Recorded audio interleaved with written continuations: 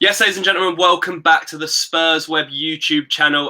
Got an interesting video for you today. I'm joined by Tommaso, who is a Roma fan and a Sky Sports News journalist.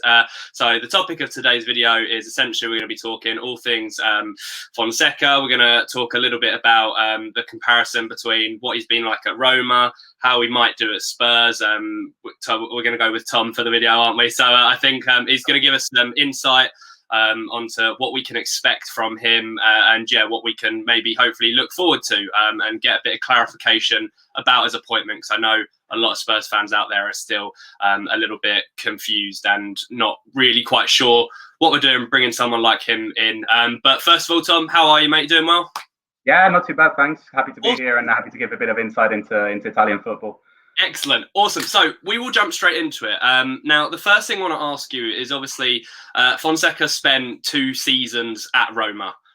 So it wasn't a massively long period. It was long enough for you to be able to get to grips with him as a manager, his style of play, sort of along those sort of lines. So the first thing I sort of want to get a grasp of is, you know, coming from your perspective as a Roma fan, his sort of over the period of that 2 years, and obviously coming to the end of that now, are you sort of overall, you know, happy with the job that he did at Roma? Sort of, because I know last season in particular, you had a relatively good season and then it sort of dropped off towards the end. So it might have sort of hindered people's opinions. But overall, obviously coming from your perspective, Fonseca as a manager, sort of, what's he like? Is he a good one? Can we get excited about him?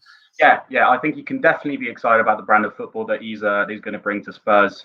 I think for us, obviously, you asked how did I feel about his couple of years in charge. The overwhelming feeling of Roma fans is that yes, he was a good coach, but something didn't work out for him, and due to luck, to injuries, to a lot of different factors. But it wasn't his best 2 years in charge. Now, I draw a parallel with the appointment by Spurs and by Roma 2 years ago, in that he came in and, funnily enough, we were in talks with Conte that summer, and he actually came out and gave an interview saying, I want to coach Roma one day, but it's just not the right time now. So obviously he ditched us, went to Inter Milan, and we were in talks with Gasperini as well, the Atalanta coach, and De Zerbi, the Sassuolo coach. So all coaches that were going to bring an Italian pedigree to our side.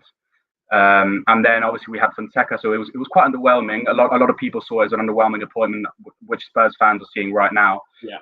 But that was the case when, for example, we appointed Rudy Garcia in 2013, and he brought us back to the Champions League. We were almost in contention for another Scudetto.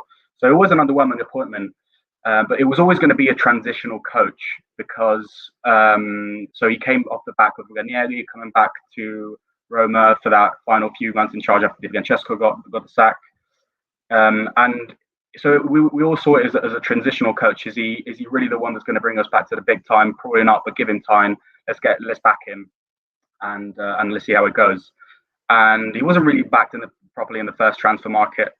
We signed Jordan Veretout, we signed Zaniolo, gave away Nainggolan that summer.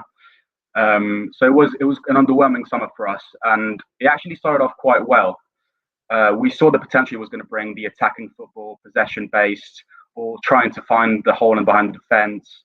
And we were excited about the first games, that the brand of football that he was going to bring. But then, obviously, something didn't work out in the first season, and over the course of a couple of seasons, actually, he developed an obvious limit, and that was getting a result in the big games. So in 24 games against the Italian top 6, if you want, so that's AC Milan, Inter, Juventus, Lazio, Atalanta, and AC Milan. Mm-hmm. Sorry, I forgot one. Juventus. He got only 4 wins out of 24 games. Right. And got a lot of losses and a lot of draws. And in the meantime, he got schooled by all these Italian managers that had a lot of pedigree on the Italian league, and got constantly outplayed by them. So you could see that the football that he was going to bring to Roma wasn't really going to apply to a league so tactical and so possession-based, and trying to find the gap in behind the defence as the Italian one, and very physical.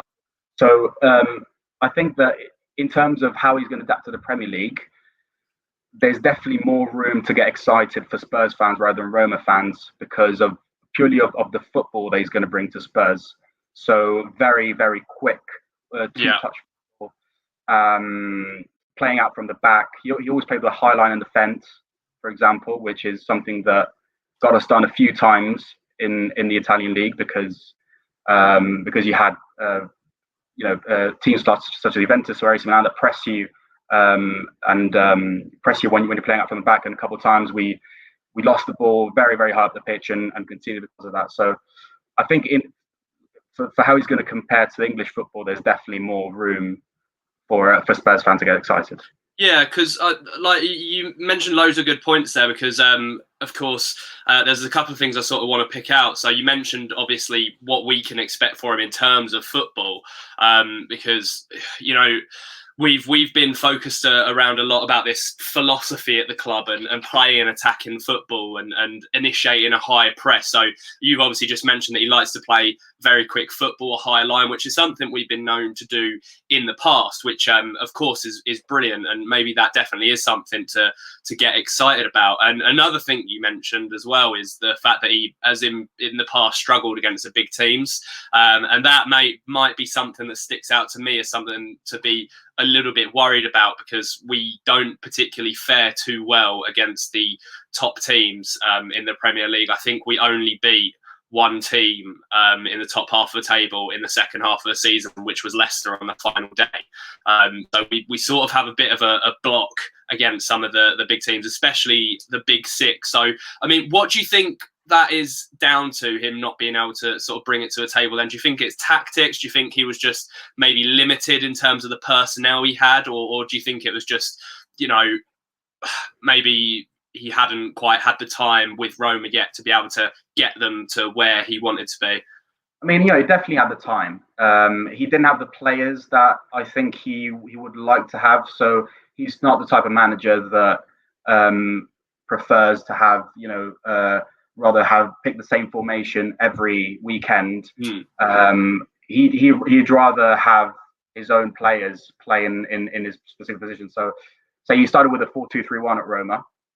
Okay. And after the first lockdown, so when COVID hit first time, we got back and we started playing with a 3-4-2-1 because he just realized that his players were actually better suited to a system where you have the wing backs pushing really high and two centre midfielders that were dropping deep and giving the freedom to all those forward players to go ahead. So that was probably our best spell under Fonseca, that period between June and August last year. Final few games that we went unbeaten for, I think 11 or 12 games, and we got a spot in the Europa League. So I think it was just down to, number one, his football didn't really apply to the Italian league because yes, we won all our games against the smaller teams. But then when it came to playing someone who knew really how to grind out those wins in Serie A, then his type of football didn't really work.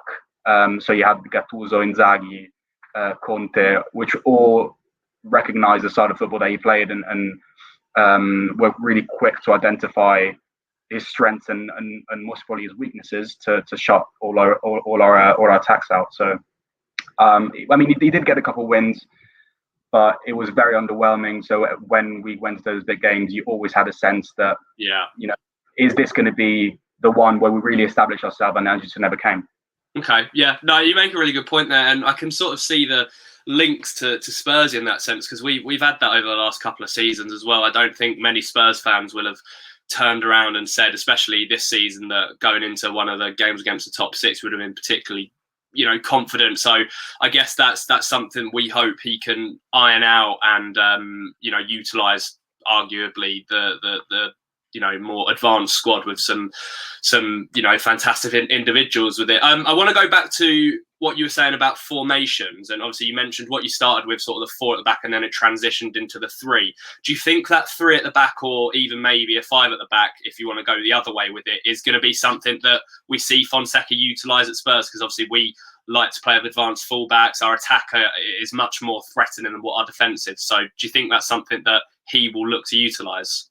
Yeah, definitely. I think I was quite skeptical about when he first went three at the back, because we've always had in the past few. I don't think we've ever played three at the back in the past 20 years. So definitely in the 21st century, we had Spalletti, then we had Garcia, Di Francesco. They all used to play four at the back. But then when he brought that module in and we started winning games, I could see what he was doing, because purely of players that we had at our disposal. So Spinazzola on the left, and this season Karsdorp, a player who we bought, I think in 2017 or 2018, and never actually got to stake a claim in our team because he had various injuries and then went out on loan. This season he was our most solid performer, purely because of the situation that Fonseca put him in, and just running through that whole right flank back and forth, providing cover in defense, and then those runs wide in attack. He was one of the best performers purely because of how he built the team to attack wide when you couldn't find those gaps in the middle, which is a staple of Fonseca ball, if you want to call it like that. And I think that's something that could apply to Spurs as well, because obviously you got Reguilon on the left and perhaps like Matt Doherty on the right. I think they're two very exciting fullbacks that like to attack, and I think they could be at ease with what Fonseca sets them up to do, and especially up front when you got the two players behind the main striker, which hopefully is going to be Harry Kane. I think that's going to be something that he's going to look to do, create that space to sort of build up the play in the middle, and then if that doesn't work out, switch out to the wings. So it gives you more than one option, and I could see definitely the positives of when he first introduced that module. It just for one reason or another. As you said, we had a really good start of the season. We were playing at times the best attacking football in Italy, even better than the likes of Atalanta and Inter Milan, devastating on the counter attack. And in December we were like third in the league when we had a spate of injuries. In the most vital game of the season against Man United at Old Trafford, we had three vital first team players injure themselves in a space of 20 minutes, including our goalkeeper, which doesn't happen very often. So that's epitomizing what a season has been for Roma fans. Yeah, no, I think the one thing that having done a little bit of research around, I'm not an expert by any means, and from what I've spoken to other people about, the style of play and the potential formation that Fonseca could bring to Spurs is something a little bit different and a little bit more exciting to what obviously we've been used to under Mourinho in the last couple of seasons. So yeah, that's a really positive, sort of aspect to hang on to, and to maybe fill Spurs fans with a little bit of hope. I do want to move on to ask you about Fonseca and his handling of the transfer window, because of course Spurs need to undergo a massive rebuild this summer and over the next couple of seasons by the looks of it. Fonseca as a manager, of course, he'll be working with Paratici as a sporting director, which hopefully will be a good combination. But himself as a manager and as someone who sort of oversees the players that he wants to bring in, is he someone that likes to dip into a transfer window, likes to spend money, and likes to bring in a lot of fresh faces? Or is he someone that sits there and thinks, okay, I'm going to get the best out of the squad I have, and maybe we'll just bring in a couple of new faces? First thing I have to stop you there, mate. It's called Paratici, not Paratici. So let's just get it out there to every Spurs fan out there, because I had to do this very often at work when Italian names got mispronounced. But apart from that, I think Fonseca is the type of manager that when he arrives to a club, he just knuckles down and starts to work. And if obviously he's going to have the odd request, but the best thing that came out of his time at Roma, and what a lot of Roma fans appreciated in a city that is so passionate, you know how Italian fans are very passionate about this. Yeah, of course. In the anthem. Is the fact that he never, even all the pressure that there was from the Roman environment around his time at the club, is that he never caved into that pressure. So he never, when he was criticised, he never came out and made a fuss about it. He was always like, let's think about the next game. Yeah, this went wrong, but I'm already focused about the next one. So you never put a word out of place. Let's put it that way. Yeah. And as I said, he was a transitional coach, so he came into an environment where.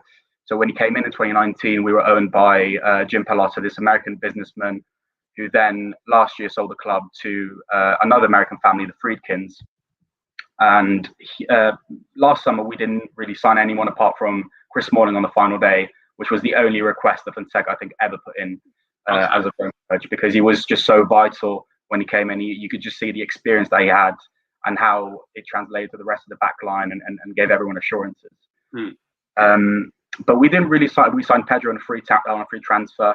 We didn't really sign anyone, and we didn't really have the funds to do it anyway because of COVID and because of purely of the depths that we had over the past few years.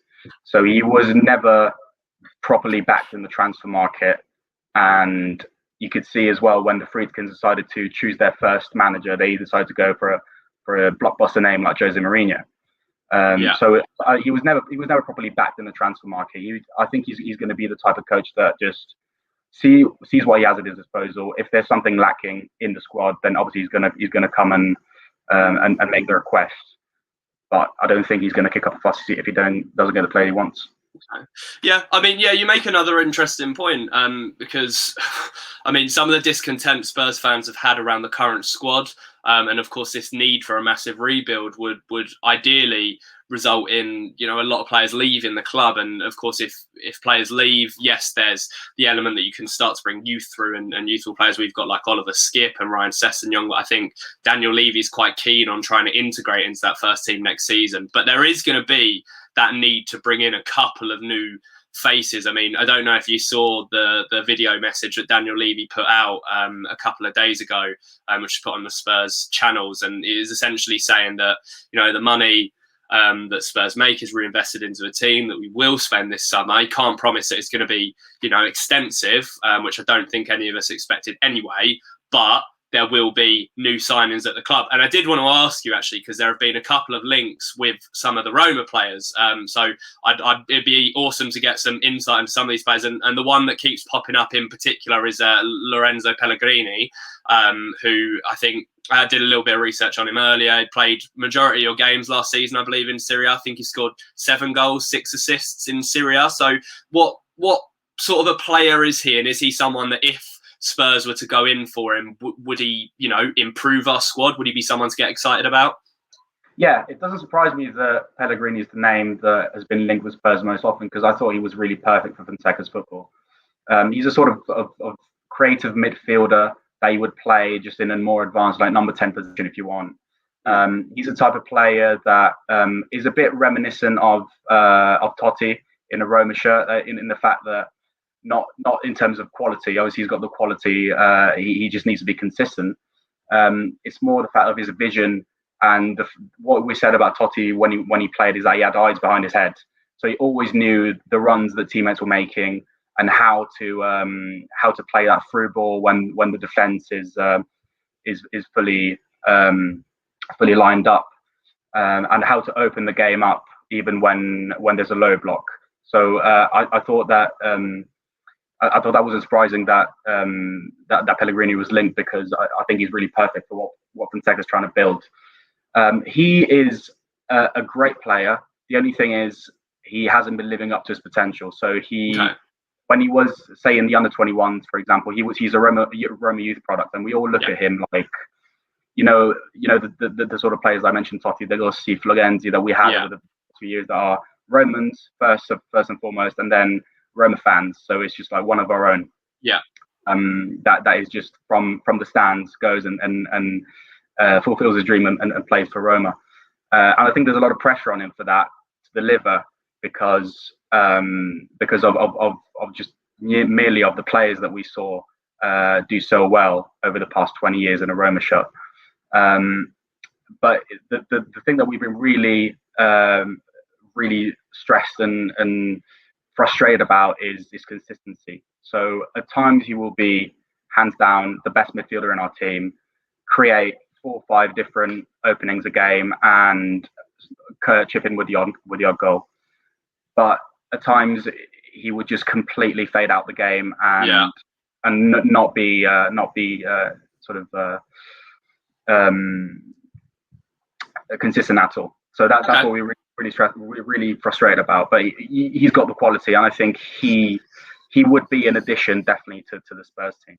Yeah, and it makes you wonder whether maybe being in a situation or in a team with the likes of Heung-min Son, hopefully Harry Kane, possibility of Gareth Bale if he comes back next season, might, help him develop his game a little bit more, might give him that bit more confidence and that experience, maybe in another league that might help him, develop those aspects of his game that you said he might need a bit of work on. We won't touch on him for too long, but another name I just wanted to bring up was sort of Nicola Zaniolo, because we were linked with him heavily under Poch. But I think if my memory serves me correctly, Roma was sort of in the position at that point to say no, that they didn't want to sell him. So I don't know too much about him, and his name's been brought up a couple of times again, but not massively. Is he another player that you could see maybe fitting in a Fonseca team at Spurs? Yeah, he is. I think I'm quite biased, but he's hands down the best young talent in Italy, purely because what he showed so early, and he was called up by Mancini in the national team before he even made his Roma debut, and then he made his Roma debut at the Santiago Bernabeu, which is not something that everyone does. Yeah, it just goes to show, just before the player that he actually is, how he's considered by his managers. It was very, very unfortunate for him. So he ruptured his ACL in January 2020, and then he made a great comeback. He scored a few goals during the latter part of last season, and then he came back in September and ruptured his other ACL. So it was quite unfortunate that we didn't have such a key player for a long part of this season, and also perhaps the reason why Fonseca didn't have so many attacking options is, I suppose, on that, and why it went so wrong. But I think there's definitely room for improvement for him for what he showed during his time when he was fit. He likes to run at defenders with the ball. He's physical. He loves to get in the box and get on that spare ball in the box, and loves to attack. When he was fit, he was one of our main attacking outputs. Unfortunately for you, I don't think we're going to sell him anytime soon. No. And that's the case, I think, with Pellegrini as well. I think they're in talks to extend the contract. Okay. But in terms of how they would fit in the Premier League, they're definitely.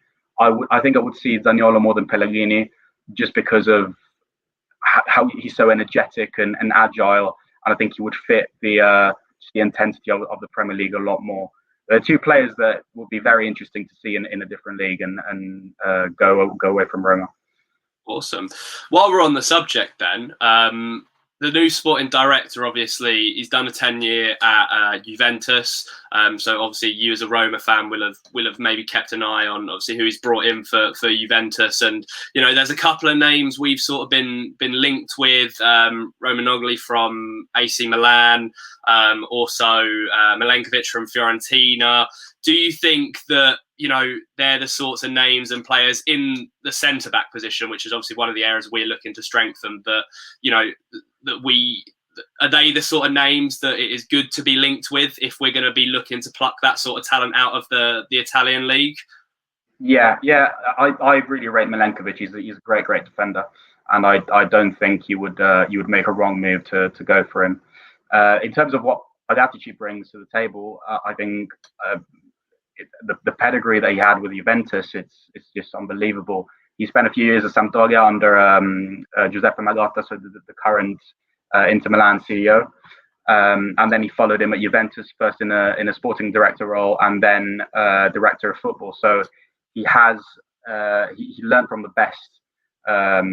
We consider Magotta to be one of the best sporting directors in the world, just almost as Galliani was for AC Milan.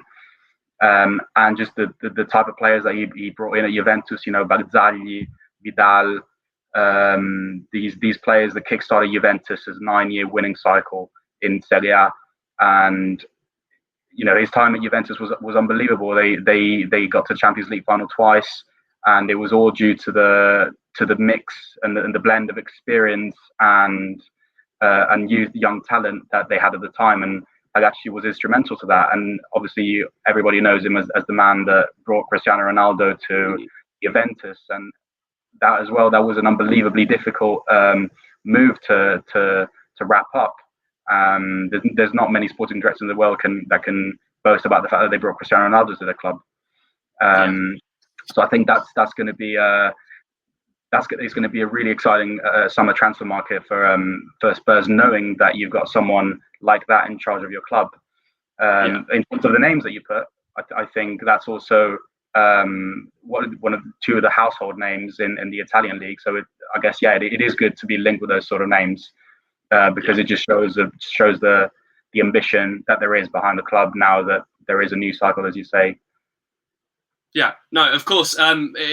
He when his name was brought up and obviously the deal went through to bring him in, it was one of the things that excited me because obviously Daniel Levy sort of confirmed that he'll be taking a step back from the footballing side of things. So I'm hoping it's going to now be down more or less to purely the sporting director and the new manager. So it's going to be really interesting to see how they work together because based on what we've talked about, it seems like they're coming from two different ends of the spectrum. Obviously, Fonseca's not really had too much money to spend in the transfer window. He's sort of focused more on developing players that you already had. Whereas, of course, sporting director's had his time at Juventus, where he has had the funds and he has been able to bring in names every single season for the club. So it'll be interesting to see how they work together and what they bring in. I think that it's when you do say someone like Jose Mourinho or Pep Guardiola comes in and into your club and takes charge, and people say, oh, you've got to back him now. But you've got to back every manager. You've got to back every manager that comes into your club, and regardless of the sort of manager that they are, if it's a household name, if it's not, if they do want to instill that sort of football philosophy into your club, you need to get them the players that they want, and that's perhaps where we're wrong for Fonseca at Roma. Is just he wasn't given the firepower in the transfer market to get those players, and he came at a wrong time. It didn't work out for him, and we're not really happy about it. But the first few months, even when he wasn't going really well, the fans were still backing him, and that's what you need to do. I think as a Spurs fan, just give him support, give him time, and I think a lot of Spurs fans were frustrated about the brand of football that Jose had at the club. I think that's going to be a dramatic change. You're going to be a lot more excited about football that you're going to play. Maybe not so much about the results, but hey ho, this swap deal I think can have positive effects on us both. Yeah, I was going to ask you actually, when you saw that Fonseca was obviously, I think they said that his contract wasn't going to be renewed, or however, whenever they said that he wasn't going to carry on with the club next season, and then it was announced that Mourinho was going to take over. What sort of was your reaction to that? Were you happy? Did you think, it's the right time for Fonseca to move on? And then what was your reaction to Mourinho being announced as well? I was flabbergasted. I was completely shocked because I saw that Roma tweet within 30 seconds of them publishing it, and I thought that was a hoax. So I went on the profile and I was like, no, it can't be. This has got a blue tick. This is the official Roma Twitter. So I spent a solid minute trying to get my head around the fact that we signed Mourinho, and it was really shocking. But then when you get your head around it, it's the first coach that these new owners have chosen for Roma, and they wanted to make a statement of intent. They wanted to say, we're going to make Roma international. We're going to put Roma back on the big stage, and part of that comes from getting a top class manager. And obviously they saw who was in the market at the minute, and they thought, who can be the best compromise between a manager that really, really knows Italian football and knows how to win and knows how to deliver trophies, and someone that can put us back into the European heavyweight stage. And I think Mourinho, it was a perfect blend. I was quite skeptical at first because of, I said, what Fonseca built and the brand of football that he delivered. And someone like Jose, like very, very defensive-based, low block. Fonseca never plays a low block, by the way. And you're excited about that. someone who plays such a low block and counter-attacking football. It was dramatic change in the football. But I thought that made sense. After getting my head around it, I thought that made sense to bring him in now, especially. We've never had such a serial winner in our ranks, probably since Capello was in charge and delivered our third Scudetto in 2001. So it's I've never felt so excited for a Roma season as I am now, understandably so. It's going to be exciting. It's going to be interesting to see how he adapts. A lot of people said, Jose is finished with the Premier League. Well, after 12 seasons of not being in Italian football, I think it's time for him to really show what he's made of. And you say, he wasn't in the Premier League for what was it, 6 seasons between his 2 stints at Chelsea, and he still came back and won the league. So I don't think time is an issue. I think yes, football changed, but he's still got the tools to deliver. Yeah, definitely. I mean, regardless as to what happened at Spurs, you signed Jose Mourinho as a manager, and you're always going to have that sense of, he can deliver big things for us, can't he? Because he's done it so many times before. So, yeah, there of course is that. Yeah, I mean, we'll start rounding it up. And what I want to sort of ask you to sort of finish is, if you had to make a judgment on Fonseca at Spurs, do you think he's going to be a success for the club? Do you think he is going to accomplish what we've brought him in to do, and that is to rebuild the squad? And I think first and foremost is to try and fire us back into those Champions League spots. Do you think that is something he is capable of being able to do with this club? Absolutely. I honestly believe that, because I think that, as I said before, his brand of football is way more suited to the Premier League rather than the Italian football. In the Italian league, I think that his type of football in Italy got found out way too often. When you play in a league that tactical, when you play that football, we had those times where, as I said, we got found out by the big guns, and you're never going to get to the top of the league or in those Champions League places if you're never going to win those games. Yes, every game is important, but if you don't get those wins, grind out those wins against top rivals, then you're never going to get to that stage. I think in the Premier League, obviously it's a league, then anything can happen. You can lose 5-2 at West Brom one week and then win at Man City the next. Purely because of the brand of football that he brings, I think he has got all the tools to be a success. And I mean, look at when you signed Poch. He wasn't a household name either, but he through the years and planning and transfer market, just everything came together and you shaped up to be a real heavyweight. So I do think he needs to be backed. He needs to be given the tools and the confidence and the time to build his project. But it's I don't think there's any. I think it was a surprise that he was one of the most sought after coaches in European football when he came to Roma, purely because of the football that he plays. And I mean, in his time at Roma, he shaped up the team to be competitive in Europe rather than Italy, and that says a long way that it actually worked on in the Europa League, for example, when we got to semi-finals, and not in Italy where there's a completely different type of football. So, yeah, I think it's got all the potential to be a successful wedding, I'd say. Good. Let's hope. I mean, it looks like we're just waiting for an announcement at this point for him to be the official next Spurs manager, and then we'll see what he can do in that first season. But he has got a hell of a mountain to climb to get us back to where we were, and there's a lot of work that needs to be done. So it's going to be interesting, to say the least, to see how he manages that. But that's going to be about it, I reckon. We'll wrap it up there. Thank you so much for coming on, Tom. You've given me, and I'm sure everyone watching, a real insight into, his time at Roma, everything that's been going on in the Serie A over there, and what he can bring over to the Premier League and Spurs. So, yeah, really, really grateful for you coming on and giving us that insight. Really do appreciate it. Absolutely. Thanks for having me, and hopefully see you in the Conference League final next year. I'll tell you what, if we meet in the Conference League, it is going to be an absolute car crash. I don't even want to think about it. It'd be crazy. Yeah. Not good for my mental health. No, not mine either. Right, okay, so that's going to round it off there, guys. Thank you so much for watching, as per usual. If you want more information on Fonseca, Will did a tactical sort of analysis breakdown of his style of play and his formations on a previous Spurs Web video, so go and check that.